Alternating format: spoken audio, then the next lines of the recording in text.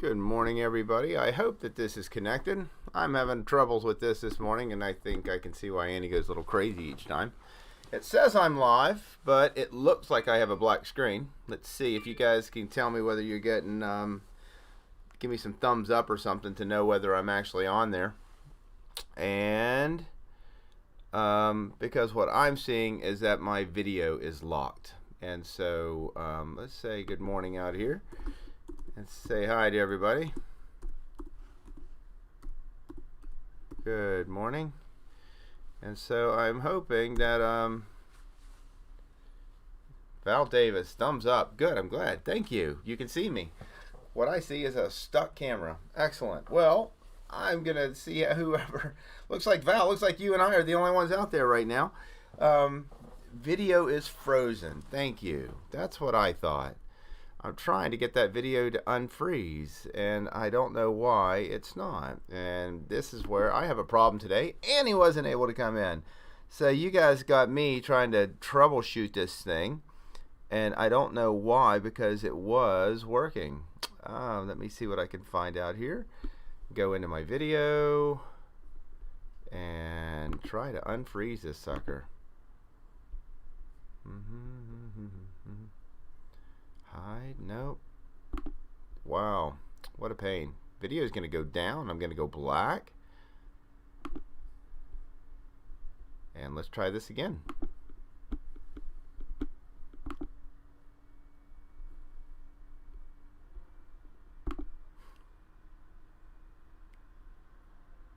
There we go. Now, let's see. How are you guys seeing me or not? It looks like I am live. Yay! Woohoo! I don't know how many live viewers I have right now, but I know that I am live at least. So I need to pull up the chat on my phone. So you guys have to just bear with me today. You know, those of you who haven't seen me or know who I am, Dr. Doc Misak, Pittsburgh Alternative Health. I am here to give you a little bit of a different understanding of health. I typically have Annie here. She troubleshoots all this stuff and makes sure it's going for me. Sometimes I've been able to do it and get it up. Today, this little video thing we've been having, but it seems that if I change screens and I want the chat at the side of the screen, I am missing part of the video. So let's see. I'm going to try to go to the chat one more time, and let's see if there, I can see the chat. So I hope you guys can still see me and I'm rolling. So anyway, so we have Just Lee, good morning. Val, good now, thank you. Jackie, Diana Weiss, good morning. Marty, Linda, good morning, good morning. I've been sitting here, you know, and without Annie coming in, because we usually try to brainstorm, like, what are we going to do the show on, and, you know, how are we going to, what are we going to talk about? She's like, Doc, why do you do this every week? And so I usually always like to start with this great Bible app. And, you know, today it's Romans 3:25. It says, God presented Christ as a sacrifice of atonement through the shedding of his blood to be received by faith. He did this to demonstrate his righteousness because in his forbearance he had left the sins committed beforehand unpunished. That's kind of a little bit deeper than you usually find on this. But if you think about that, I mean, you know, we're free, people. We are really free, and it's an amazing thing to just know where we stand with God and what He's done for us. You know, in that context, you know, today I was going to talk about a little bit of seasonal aspects. You know, we have a lot of things. We're going into what would be considered the holiday season, and you know, Thanksgiving's coming up, Christmas is coming up. And this weekend, people are going to have access to a lot of sugar. And so just going to talk about a little bit on those aspects of diet changes that might happen with that. I would love to have a set of numbers. If you guys want to put a set of numbers up, I can write them up on the board. We can talk about those things. Sometimes Annie will say, here, Doc, pull this chart and let's talk about these. Let's just, you know me, guys. I'm going to ramble on whatever I can come up with on some cases, and others I seem to put together as much as I can for you. So let's see. We got Jackie, Diana, Marty, good morning. Linda, Marcia, good morning. Thank you for the blessings of teaching us. You're welcome. I'm glad you find it a blessing. and Jackie and Diana again. Um, the I you go through times when I'm looking at this stuff, and sometimes I am overwhelmed. I honestly, it's just like I want to start learning something. Something comes up, and it's just like, wow, that's a whole other rabbit hole for me to dive down on or into and say, what, this, I can't believe how this all fits in, And other times, I just don't have it in me, people. I am like, trying to get through life myself, and just go from day to day, and you have these piles of what do you want to do with that pile, because there's something in there that you want to learn. And um, and it doesn't stop though. I overall I keep diving in and trying to bring new information. But it always helps if you guys have a set of numbers, if there's specific questions that come up, and we'll and go from there. And I want to make that interactive in that capacity. It'd be great if we could just, there's a way to bring questions to the air where you could talk, but haven't gotten there yet. So, Marcia, can we talk about the sugar to salt ratio and when they are off? Which ratio means which deficiency? So, sugar to salt ratio, that's a good thing to talk about in regards to sugar specifically, with today being Halloween. Sugars are a primary aspect. It's your potential energy. It's what do I have available to me to generate and do what I need to do. And when those sugars are low or those sugars are high, you have low available oxygen. It's just, that's just the way it works. And guess what? I have a little chart on here that I can possibly pull up and go and talk about this. So let's go in here, and voila, there we go. So when you're looking at sugars, and this way you don't have to look at me sitting here fumbling around, but when you're looking at sugars, it's representing the total amount or the potential energy of what you have. And so what it does is it correlates with those salts like you're asking about. If you look at the perfect equation and you just go to that perfect equation for a moment, and when you're considering that, the whole basis of that perfect equation is, you got numbers that say when my numbers are at this, I am energetically working as well as this human body possibly can. And so when you look at sugars and salts, and all of these numbers are in ratio to each other, when you're looking at them and you start working with people or even your own numbers, if you start watching which numbers are the most far out, the furthest away from perfect, and you'll start seeing how they associate with one another. The main association that you always hear about is the sugar to salt. So if you do 1.5 to 6.5, what does that come out to? It's a 1 to 4.3 ratio. So 1 to 4.3 is ideal, but in general, you find that most acceptable, or the range, when you go back to ranges, in that range, the ideal is when your sugars are falling in that 1.5 to 2, when your conductivity is falling in that 6.5 to 10, you're keeping a 1 to 5 ratio there. And so what you're trying to do is maximize potential energy, and you're trying to make sure that the energy is able to get where it needs to be. Conductivity is the ability of that energy to go where it needs to be, while the pHs are, again, the speed. How fast is it going? And if you think of frequency, that everything's frequency and vibration, then the speed dictates the frequency. I.e., if you think about a high tone, beep, or a low tone, boom, they always represented by these waves, and either really high moving waves, which is a fast frequency, or slow moving waves, which is a low frequency. So that pH is dictating that. So when you're looking at sugar to salt ratio, you can see that how much of potential energy is there, and can it get where it needs to be. That when you're looking at it from that science standpoint, when you're looking at it from a practical standpoint, like, oh my God, am I crashing? Can I think? Can I? Does my brain work? Am I foggy brained? Am I feeling wired? Am I hot? Am I cold? I mean, the symptoms that come out with sugar and salts are some of the worst symptoms that you can deal with. So a lot of people are told, what, if you're looking at most of the magazines out there, a lot of people are saying, like, you're minerally depleted, so eat sea salt, eat sea salt, eat sea salt. And there is some benefits to sea salt when you're talking about the adrenal glands, because that salt will kind of stimulate cortisol activity. Hey, I'm going to stimulate. Well, guess what? On the backside of that overstimulation is a crash and burn, people. And so you can't overstimulate. So and that sea salt gives you almost a 1-to-10 ratio when you're looking at your sugars to salts. And so I'll let you see me again. I'll pull that back off. But that 1-to-10 ratio, if you think about symptoms associated with salts, which I love the fact that Annie did these kind of things, and now I can play with it. It's kind of more fun when she's back there doing it. But when you're looking at salts and conductivity, you're looking at these symptoms of nerve breakdown. You're looking at the aspects of where excess of conductivity is nerve irritation and smooth muscle breakdown. You ladies just coughing and sneezing and losing urine. How many of you have done that?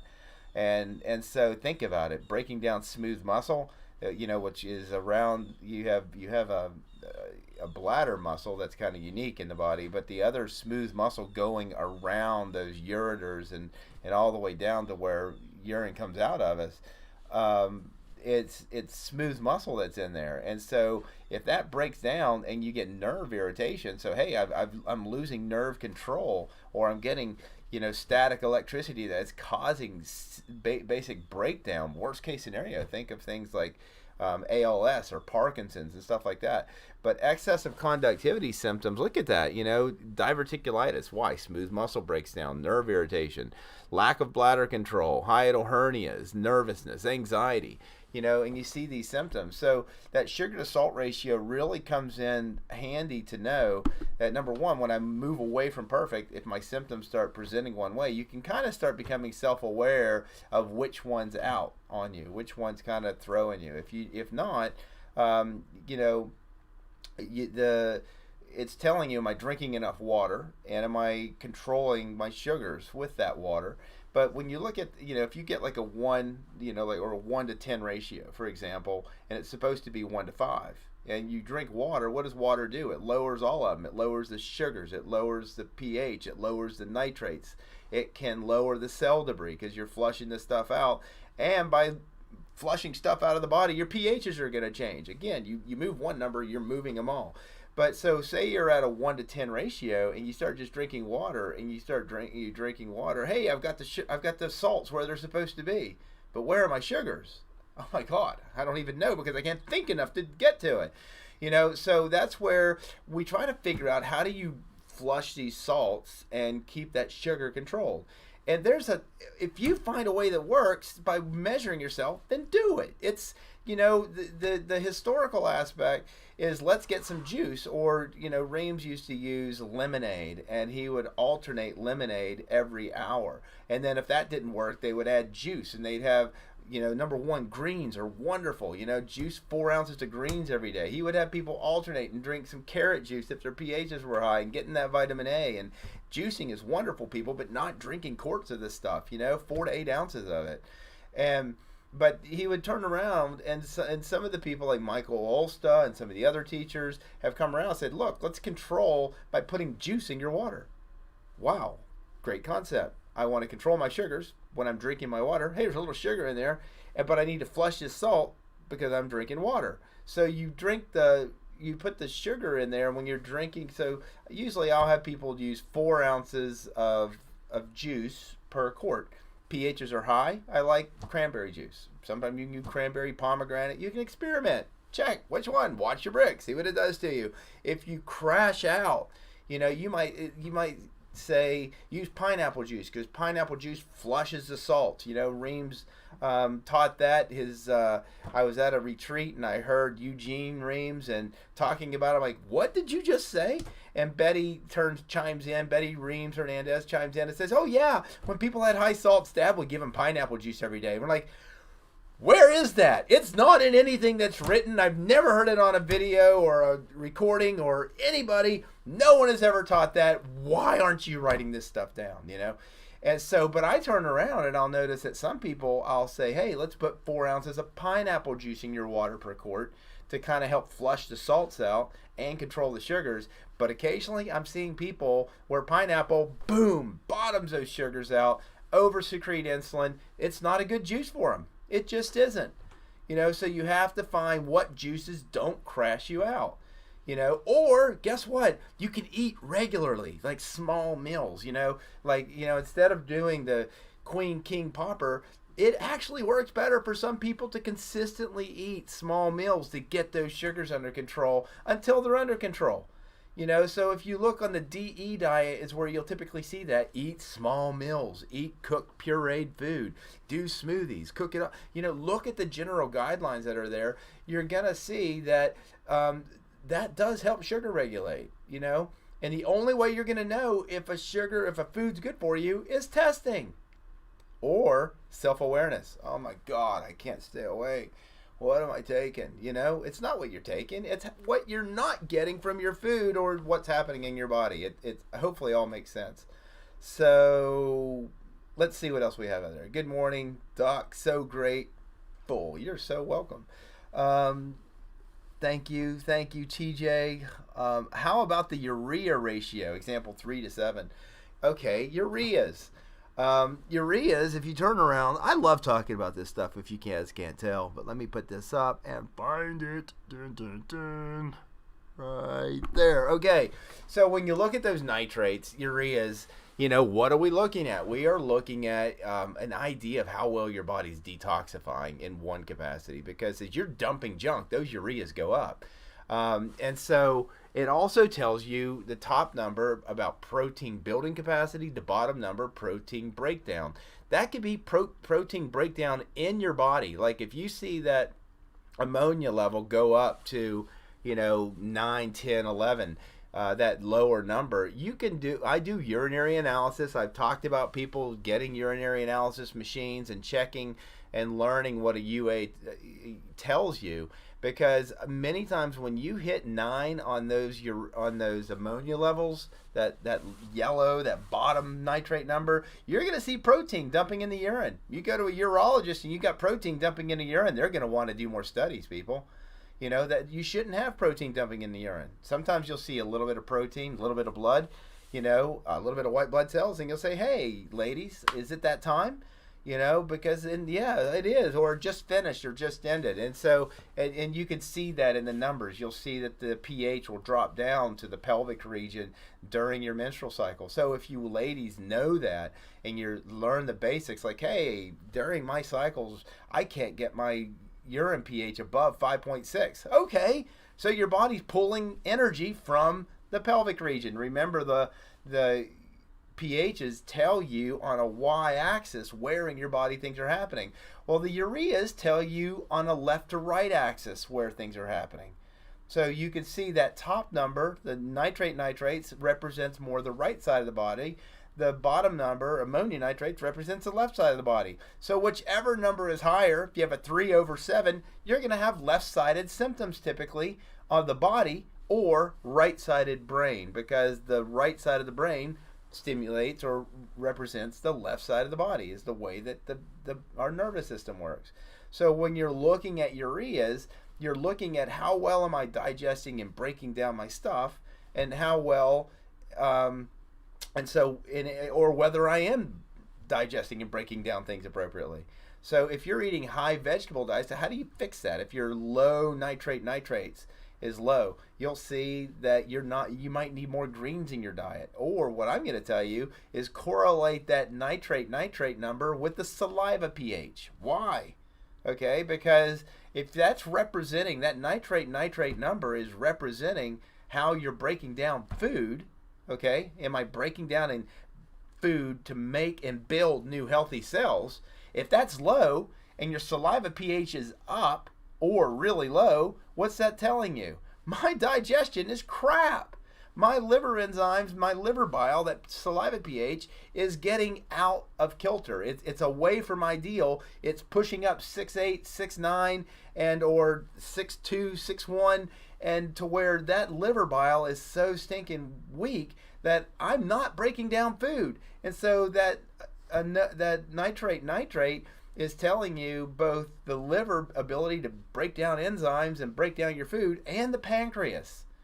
Okay, you'll see the pancreas as well. It's represented both in the fact of whether you are breaking down the food. So if your saliva pH is staying 6.4, 6.5, but your nitrates isn't going over 6 or 7, you know, you're going to see pancreatic being affected, the pancreas being affected, because typically you're going to see with that your a need for potassium, because when those nitrates are low, particularly if they add up to 12 or less, you're going to see a potassium utilization issue. You're going to see someone who's stressed. You're going to see someone who's not sleeping well.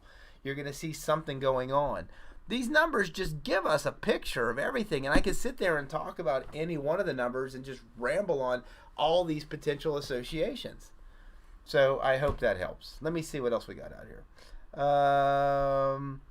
3 a.m. wake-ups. What conditions does that point to? Liver detoxifying. Hell yeah. I tell people to go back and look. I'm going to take a sip here. Wait a minute. Oh, wow. Lovely. You know, when you're looking at, I love there's a Chinese, way of looking at the clock. That times a day represent certain organ systems, you know, and 12 a.m. till 4 a.m. is the time of the liver. And then it goes to the time of the large intestines. Think about that. You go to bed, or at least most people should be going to bed, unless you work night shift or something. Then it kind of messes up. You'll see that messes with cortisol levels, all types of things. But most people go to bed, you go into a parasympathetic mode. You have a sympathetic, you know, that fight or flight mechanism where your body is ready to go on that aspect. And you have the parasympathetic. This is called the autonomic nervous system. It is what governs the things that happen in your body. You know, am I like this, wired all day? Well, if you're eating sea salt, maybe, you know. But that you're in a sympathetic dominance. I'm going to go person. Let me, you know, I need stuff. Give me more sugar. Give me more sugar. Give me more sugar. You know, and or are you parasympathetic? Hey, dude, how you doing? Yeah.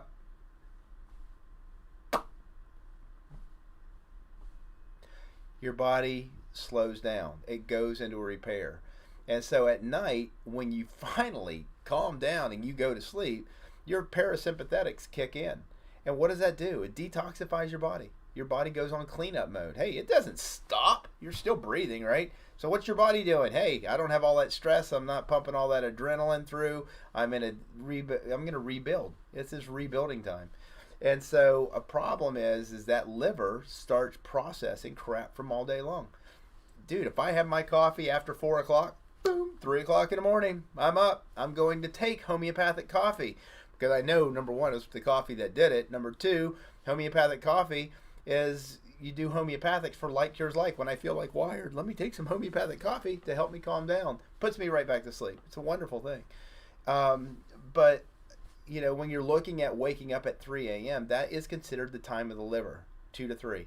And people who are waking like every night, like clockwork, there it is, and they feel wired, more than likely your body is processing something. And so a lot of times, a really simple thing that I found that helps with that is drinking burdock tea, you know, burdock root tea. And I have people go up to the local health food store. He keeps it stocked because I tell him to, because I send a lot of clients up there.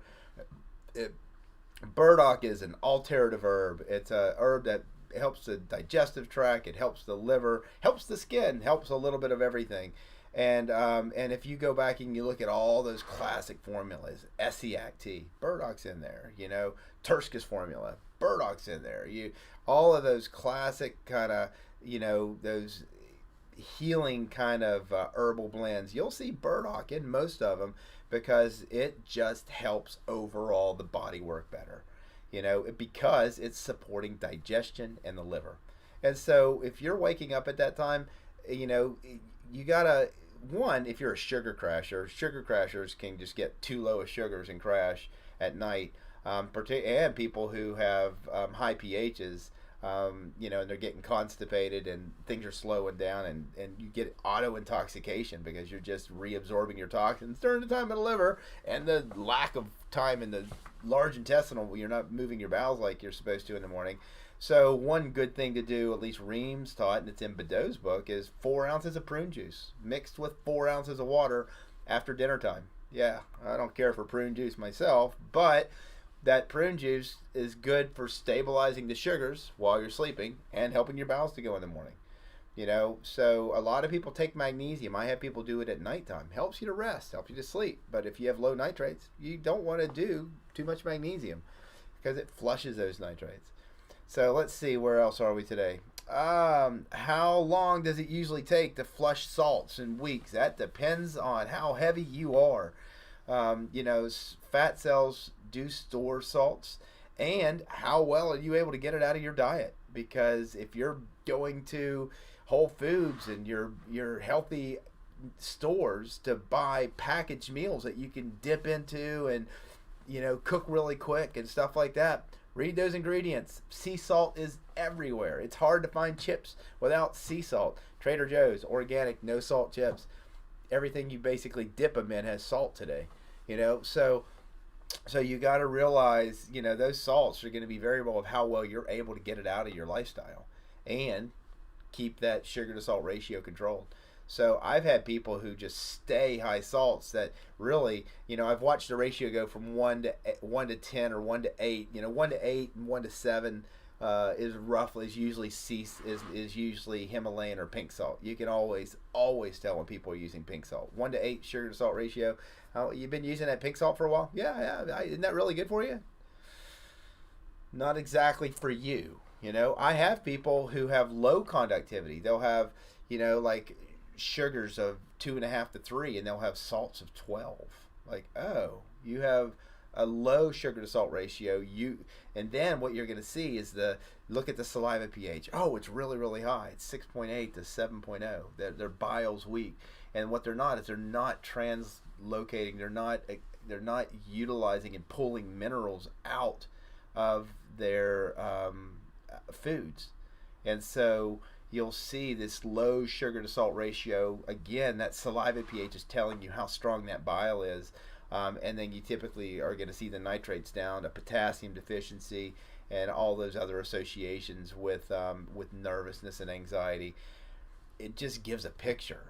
How do I help you see the picture? I can keep talking about this. You guys got to tell me if I'm helping you with this, because I can ramble on these numbers always.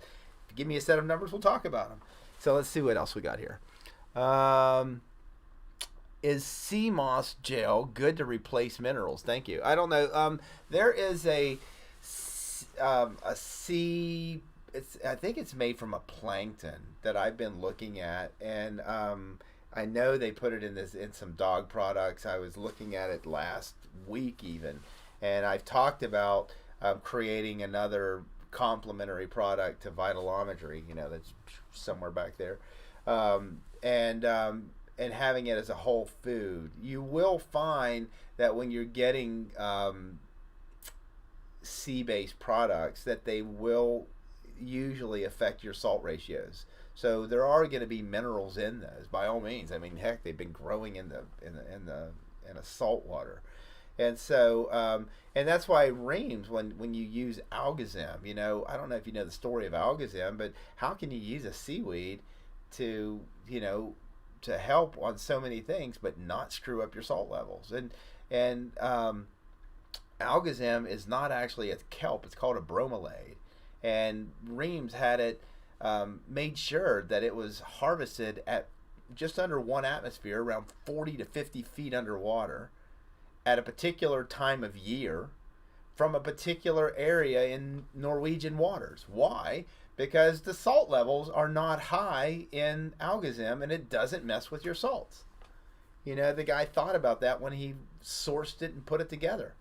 And so it has changed over the years. Apparently, the iodine levels change from what it used to be, but you're looking at that aspects when you're talking sea moss gel. You do absorb things through your skin. I mean, just walking around, particularly near waterfalls or near the ocean, but really the ocean, is ionized air and tons of minerals in the air. and you will absorb them through your skin. I mean, so many people go to the beach and, open up their pores and are absorbing all those minerals, and they're like, oh, I love the beach. I feel so good. Well, you're probably so depleted when you went there, and you're finally got something that's electrically charging you and giving you some minerals that you're never getting. Just the way of looking at it. So I don't have a problem if you're going to try something like sea moss gel. Watch your numbers. It's that simple. What do your pHs do? Does it mess them up? Does it drive up your conductivity level? Does it show as an allergen? Does your bricks fly up with it? So, I don't, you could, you have a system of measurement. You have something with you with this RBTI to assess, is what I'm doing working, or is it screwing me up?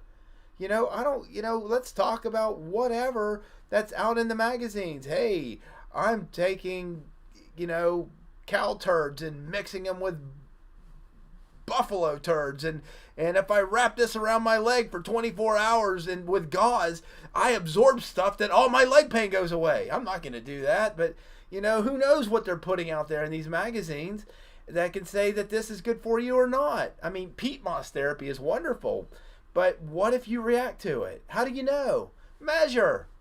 You got an incredible tool with these, with RBTI. Does it push those numbers towards ideal, or does it throw them away? If I've got stable numbers and I bring sea moss topically on me, and all of a sudden my numbers start moving in a different ratio to one another, is that good or is it bad? So when you're looking at the numbers, you can see certain things can change, just one or two of them, but then all the other ones kind of shift with it. You just look at which one changes the most. Which one went the furthest away with this ordeal? Oh, wait a minute. This affects my saliva pH. Wait, this affects my conductivity. Oh, wait a minute. This drives my nitrates up. Oh, and my saliva pH goes up and my urine pH goes down with it. If you understand the basics of what these numbers are telling you, you can test anything. You have that power. You are enabled to do that. You don't need me to tell you if you look at the basics and look at what the numbers do. That's the key with this whole aspect of RBTI. It's a system of measurement that I have been able to turn around and say, what does a Rife machine do? What does a multi-wave oscillator do? What does a static generator do? What do these herbs do? What does homeopathy do? What does cell salts do? And I have found that like cell salts are beautiful, people. I love cell salts, trace minerals and homeopathic, but not quite homeopathic. There's still trace amounts there. There's measurables amount there in a 3x or a 6x cell salt. You can still measure trace amount of these minerals. But theoretically, on a colloidal level, that tells the body to uptake and affect systems of the body. Calimure, glands. Caliphos, nerves. The cell salts are a beautiful thing. There are people who historically were using RBTI and did a spin-off of Dr. Reams, and they started their own thing, but they're using enzymes and cell salts and homeopathics. Why? Because they were measuring and seeing that it was working. But people in the RBTI community say, whoa, that's not RBTI. It is. Reams gave us a system to measure. He gave us something that says, hey, is it working? Is it good for you? Is it bad? It'll move it away. There's a lot of natural therapies that historically have shown that they help people. But because they're not RBTI, people in RBTI community say, no, can't do that. Wrong. You could do all this stuff, but you just watch and see if it's good for this person and not for the other. That's why you could see that the Budwig diet is not perfect for every cancer patient. That's why you can see that some people can't do saunas. Just watch the numbers. They tell the story. And I'm just trying to help you read the story and do it for yourself so you can love yourself and have your own beautiful ending. Does that make sense? I like that. All right, where are we? How does Epstein-Barr virus, aka mono, affect your labs? Mold. EBV, thyroid. It's going to screw them up, people. I mean, think about it. You have a chronic virus. You have something that's chronically imbalanced in your body. Why? Because your terrain is not right. It's got a happy place to live. You know, you could turn around and get a static generator, about $800, and viruses don't replicate in a electrostatic field.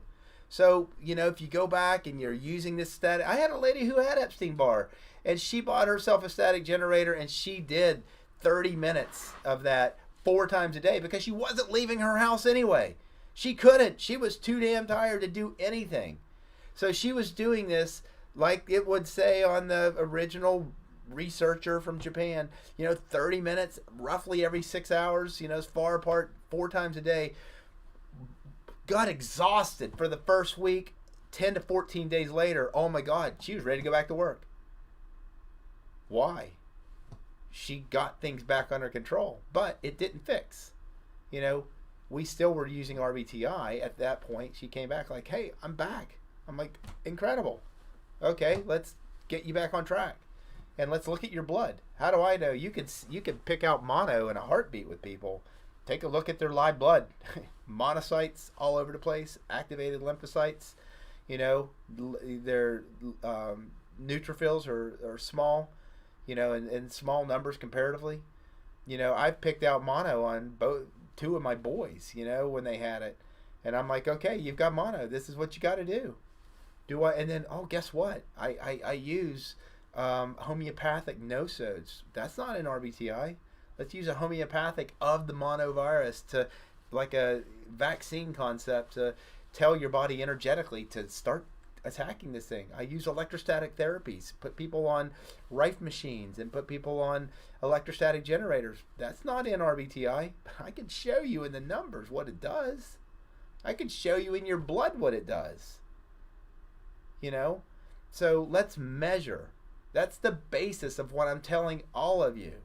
You're going to see your labs get screwed up. You can see, you know, go to your doctor and be like, well, you don't have mono because you're a carrier because you've had it in the past. So your IgG levels are slightly elevated, but your IgM levels are normal. So you're not active mono, you're a carrier. It shows that you've had it. Don't worry about it. It's doing nothing to you at this point.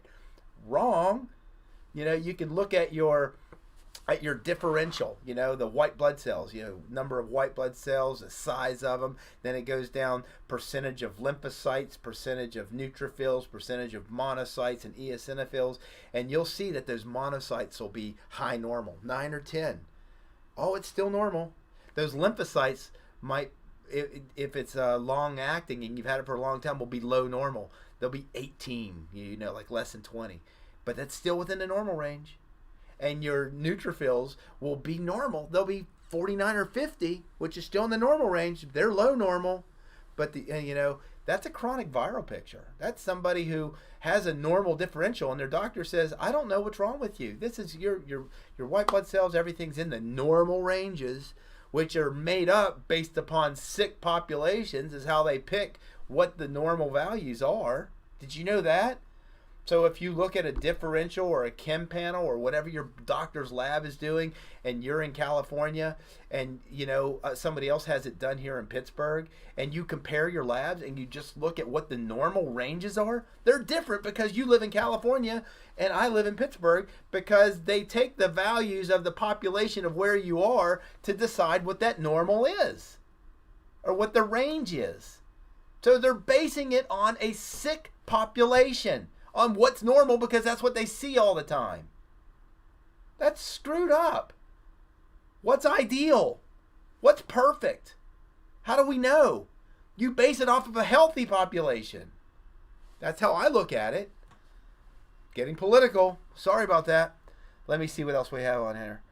1.6. Oh my God. Somebody gave numbers. Holly Aspen. Oh, I can write some numbers down. I like this. Thank you, Holly. All right. Let's see. We have, I don't know, you guys can look out there and see them, but 1.6 bricks, 6.6 over 7.1. Oh, you guys got to be thinking about this.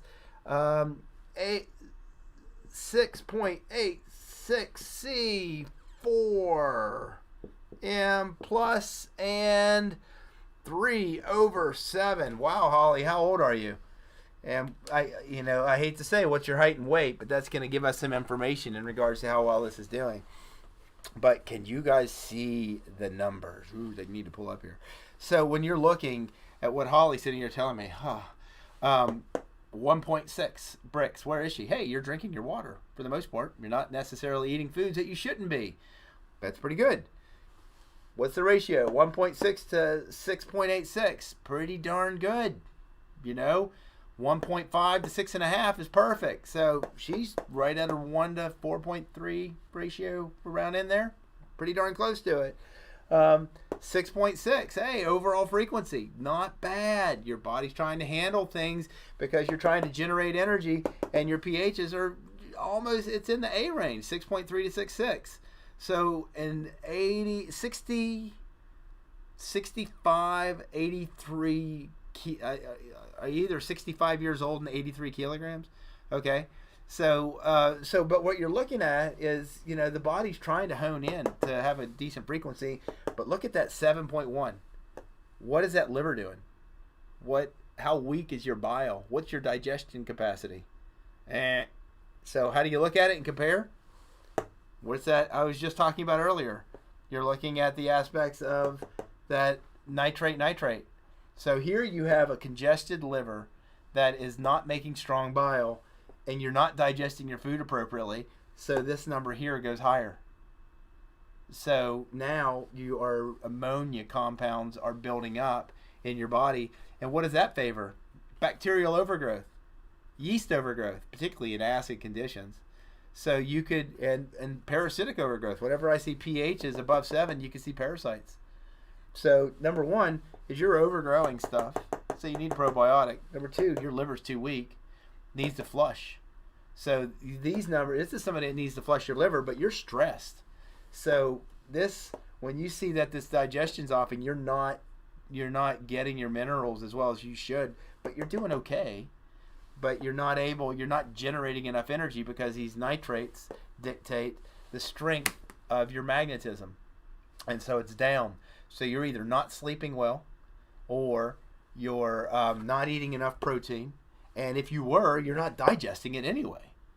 So you need to stimulate that liver. So are you drinking lemon water with your meals? 1 ounce of lemon to 9 ounces of distilled water. So you make 10 ounces a day. Drink a third of that with your meals when you're taking your supplements. I don't know what supplements are making a role here. I'm sure there's some. I don't know if you're eating BC foods. I would be, when you're at 6.6 pH, you can eat both BC and DE foods.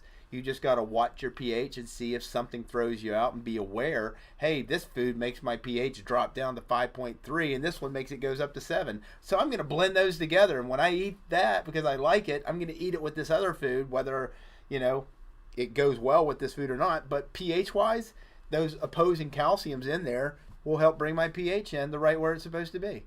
Does that make sense? That's how we choose what foods to eat based upon that urine pH tells us. But you're not digesting. So you are somebody that I would definitely consider a liver gallbladder flush.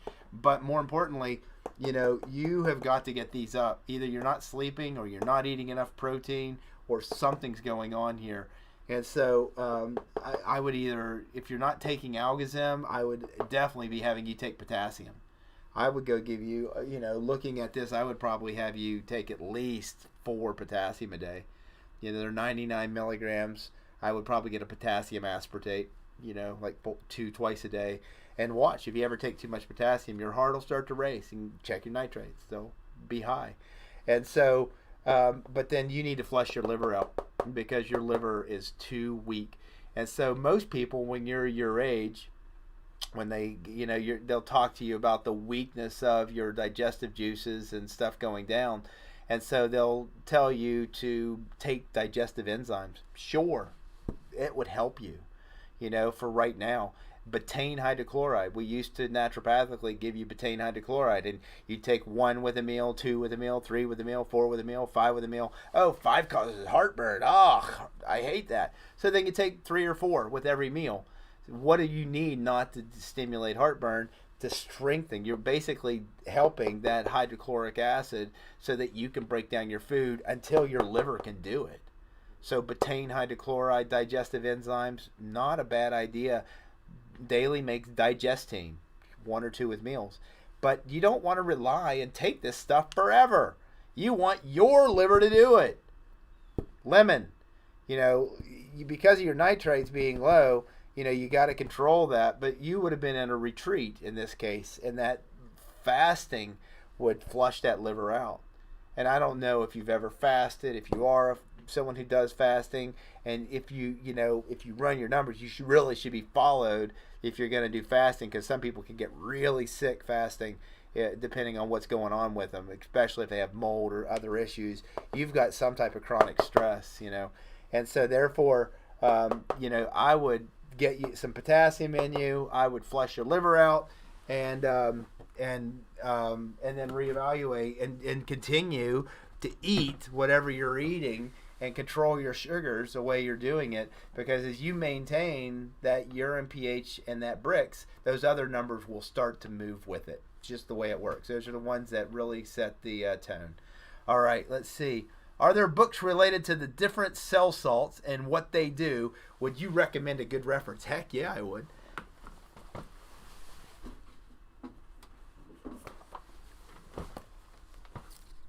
Natural Healing with Cell Salts by Sky Weintraub. Best book ever. There are all kinds of books out there on cell salts. And from biochemic salts, some of them are called biochemic salts and stuff like that. Schussler salts, they'll say, because Schussler was the guy who kind of came up with the concept. And a lot of them, they'll explain from what's called a repertory. If I have this symptom, what's the most common salts or something like that, or they just describe the conditions of when that salt. Sky Weintraub, what she did is she looked at all those books and said, hey, if I have an earache, what do these books say about earache? Well, this one says this, and this one says this, and this one says this, based upon that presentation.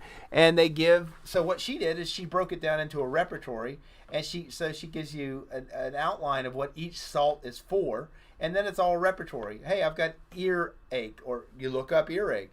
I've got indigestion, or I have heartburn. You look up heartburn. I have skin rashes, and she lists all the various types of reactions and what the most common cell salt is. So I encourage you, cell salts are amazing. Little bottles, I would invest and slowly buy all 12 of them, plus Biochemic, the one that has all 12 salts in it. There are people who say just take 5 of those salts a day, and that's a way to get some basic trace minerals in you, and it really can help you. We had Dr. Jill Christa about mold. She loves using cell salts, using those biochemic salts in people. I like the biochemic phosphates because the phosphate salts are all calming. So people who are nervous and anxious and don't sleep well and stuff like that, biochemic phosphate salts can be wonderful. So, we sell the small bottles of the cell salts. I think they're about $15 each. So if you get all 12 or plus the biochemic phosphates, 14 of them, 14 times 15. Yep, it's an investment. And then the book's probably another $20, $25. But that's like hey, anything comes up, you can go and have those cell salts and pull them out and say, I'm going to take these 3 times a day. Silica helps things come out of the body. Nat sulf helps to detoxify. Nat phos helps correct acid imbalances, and they're just wonderful on the subtle aspect of supporting the body. I love cell salts, and they do wonders with people's numbers. Let me see. How long do you think it could be where we put our numbers into a computer for analysis? You could do that now if you work with Balanced Energy through Dr. or through Philip Rankin. And however, to bring it to the United States, I now have somebody that else is going to start working on the coalition website, and so we can get that here as quick as possible. It has just been, we've been dragging in regards to trying to get this website and get all this stuff up and active, and having that protection of a private group so that we can share it in private as you becoming a private member, because the fear is that you put it onto the American market, and what happens is FDA, AMA saying, hey, there's no scientific basis for you claiming this regarding to health, and them just attacking, and as quick as it goes up, it goes down. But in a private group, you have the freedom of education. We have a Ninth Amendment protection of freedom of education in private groups. So we're not using it as a diagnostic tool. We're using it as an educational tool to where you can turn around and say, hey, from an educational perspective of something that's not taught in the media, you can put your numbers in here, and this is how that tool would be used to guide you in making decisions based upon this type of non-approved information. Make sense? Let's see. Male, 48, clerical worker, Christian, 1.0, 60 over 6'5", 7.034 and plus 5 over 10. You are sugar crashing, and you are a very stressed clerical worker. So you've got nervousness, anxiety, your bowels are going too fast, you're going to get irritable, and people around you are going to see that you're a little irritable. You're not digesting your food, you're gassed, you're bloated, you're crashing at work between 11 and 2 o'clock, you're holding water weight, you're not digesting your food, you're eating foods that your body can't tolerate, and you need probiotics. You're a hot mess, Francine. Or whoever that male is. There's, that is somebody who needs to be working with somebody. Has itchy, burning hives, takes histamine every 40. Yeah, you've got probably a chronic viral issue going on right there. It's worse on the left side of the body, lower part of the body, low back pain, possibly knee pain. Wow. That you got to get some things under control. You've got to take some probiotics. You're having an overgrowth of something going on in there. I would want to look at your blood. I would probably be using colloidal silver in your case with a good probiotic while you're working with those numbers. This is more than I could do on a radio show when you see a set of numbers like that. So that, I don't know who's guiding you. If you're running numbers, I'm assuming somebody is working with you or that's guiding you. You have got to learn to control those sugars. You've got to be eating those DE foods, eating cooked veggies regularly, vegetable-based protein, green drink, probably 4 ounces a day would be really good for you. There's a lot of things going on with that set of numbers, Francine. And so that person, you're going to have immune challenges. You're depending on how much you weigh, there's definitely adrenal stuff going on right there. And you got a stressed liver and kidney. And so you're not detoxing effectively. So that is not somebody that you put in the sauna and make let's detox quicker, because you're reacting to something. So being a clerical worker, are you around something all day long that aches from standing and working by a copy machine all day long? That you could be toxic in some environmental solvents and stuff like that. When you see a set of numbers like that, you can have a tendency towards going anemic. There's a lot of things in those numbers that need to be watched and followed. I need to know what you're eating. I need to know what you're taking. Those are consult numbers, and I encourage you to get set up with somebody. So, Sue, what if the pHs are reversed? You mean higher saliva pH? Yeah, well, Reams talked about a level of energy. I want to drink my coffee again. Hold on. Reams talked about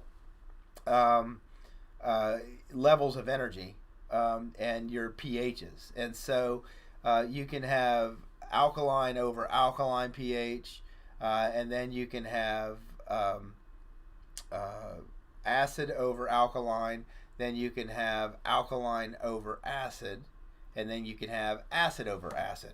So acid over acid pH, meaning less than 6.4 over 6.4, so like 6.2 over 6.2, is a lower state of energy efficiency than alkaline over acid, than acid over alkaline than alkaline over alkaline.